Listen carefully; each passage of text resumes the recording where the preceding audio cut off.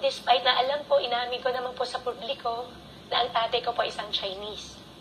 Ma'am Karen, hindi ko po kasi kayang sabihin. At ayaw ko rin po ma-judge ako na sabihin sa akin,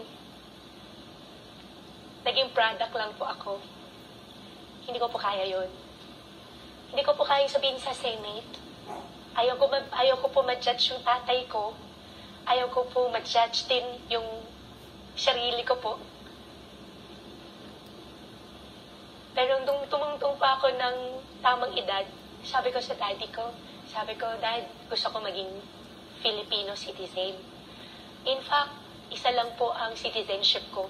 Ako po ay isang Filipino. Marami pa ako nabalitaan, i-deport daw po ako. Ma'am Karen,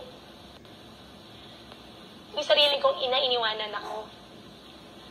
Ngayon, yung sarili kong bang bansa, tatalikuran ako. I-deport po ako. Saan po ako i-deport? Malaysia, China, Singapore. Isa lang po ang passport ko po. Ako po ay isang Filipino. May mga kapatid ka ba? Do you have half-brothers and sisters? Meron po. Pero hindi ko po sila kilala. Lumaki po ako, Ma'am Karen. Tinago po ako sa farm. Kung narinig niyo po yung Senate hearing, tinanong po yung school background ko.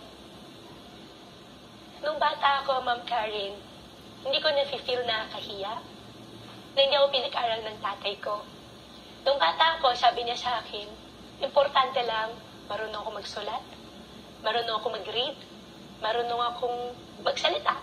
At pinaka-importante po sa lahat, marunong po ako mag-calculate. Yung pong tinuro po niya sa akin. Nung tumanda na po ako, unti-unti nararamdaman ko, parang nakakahiya na hindi ka nag-aral. La la la la